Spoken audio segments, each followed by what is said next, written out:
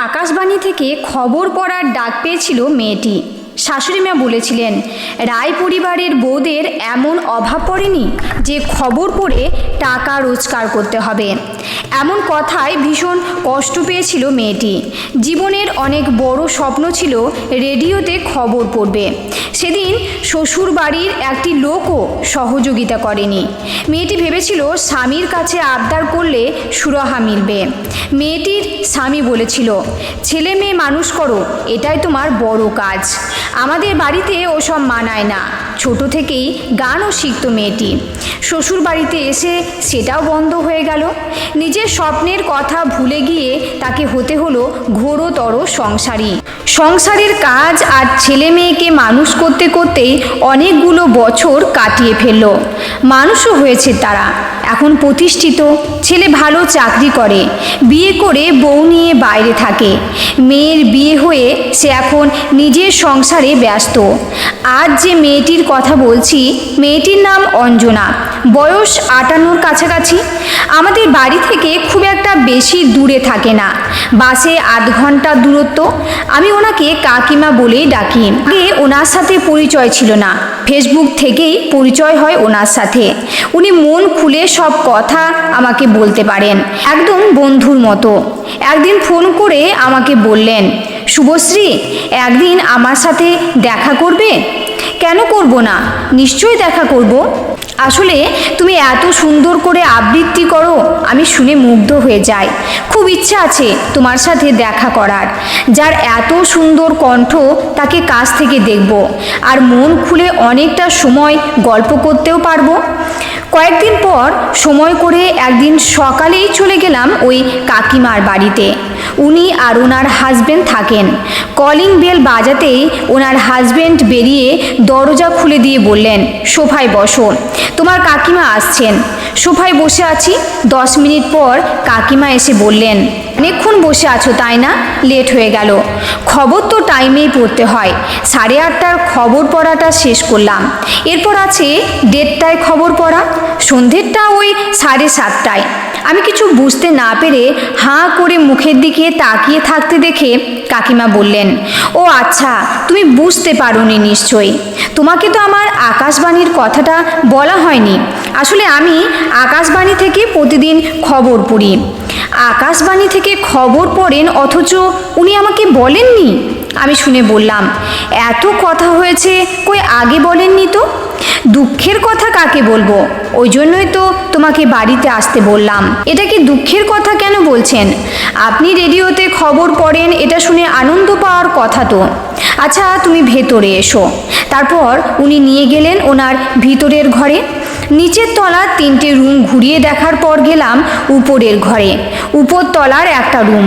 রুমের মধ্যে ঢোকার আগেই দরজার উপরে চোখ পড়ে যায়, বড় বড় করে লেখা আকাশবাণী ভবন। ভিতরে ঢুকে দেখি একটা মাইক্রোফোন আর টেবিলের উপর রাখা খবরের কাগজ।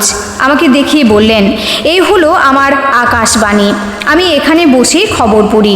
সকালে 7:30টায় খবরের কাগজ দিয়ে যায়। আমি প্রতিদিন 3টে টাইম ওই খবর পড়ার মতো করেই খবর পড়ি। তোমাকে তো আমার গল্প বলেইছিলাম আগে। এককালে আমার রেডিওতে খবর পড়ার ডাক এসেছিল। সেদিন আমি পারিনি, কিন্তু আজ পারি খবর পড়তে। নিজেই পড়ি আর নিজেই শুনি। শুধু আমার কণ্ঠ সকলের কাছে পৌঁছে যায় না। কথাগুলো বলে কাকিমা চোখটা হালকা করে মুছে নিয়ে বললেন, শুভশ্রী, আমরা মেয়েরা বোধহয় চাইলেও সব কিছু পারি না। তোমার কাকুকে বলতে গেলে ও এসব বুঝবেই না। শুধু বলে, চাকরিটা করনি বলে ছেলে মেয়ে দুটো মানুষের মতো মানুষ হয়েছে। আচ্ছা, তুমি বলো তো, জীবনে আমি কি পেলাম? স্বামী মানুষটার থেকে কখনো কোনো সহযোগিতা পাইনি। সেদিন যদি একটুখানি সুযোগ পেতাম, তাহলে আজ আমার এই অব্যক্ত যন্ত্রণাটা মুক্তি পেত।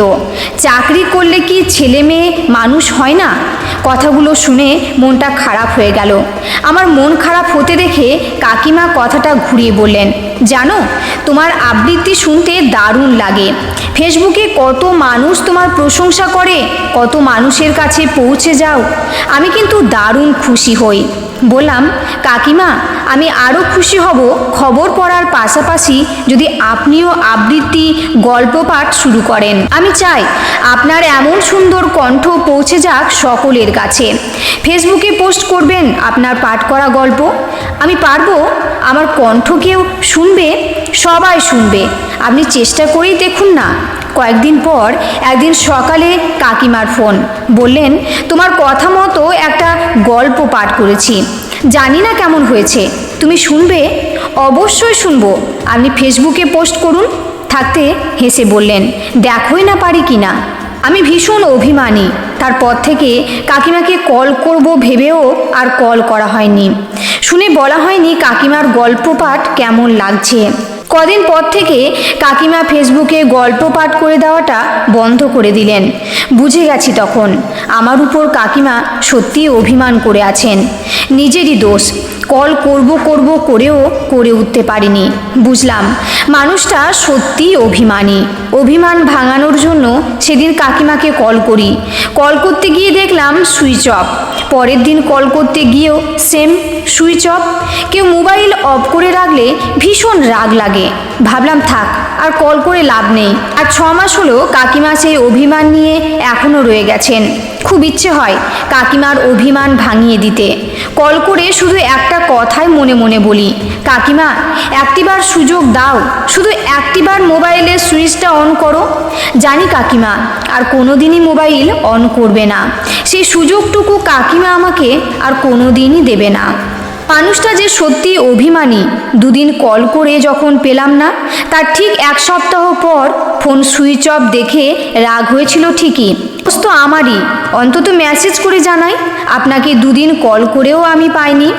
মেসেজ করতে গিয়ে প্রোফাইলে ঢুকে স্তম্ভিত হয়ে যায়। না ফেরার দেশে ফিরে গেছেন কাকিমা। আমি পারিনি সেই অভিমান ভাঙাতে। আচমকায় একদিন হৃদয় যন্ত্র থেমে গেছে, বুকে রয়ে গেছে শত অভিমান। সে কথা আজও কানে বাজে। কাকিমা একটা কথায় অভিমান করে বলতেন, আমি এ জীবনে কি পেলাম? সবাই তো সব কিছু পেল, আমি নিজেকে কিচ্ছু দিতে পারলাম না। স্বপ্ন পূরণের পথে শুধু মানুষ নয়, কখনো কখনো ঈশ্বরও বোধহয় প্রাচীর তুলে দেন।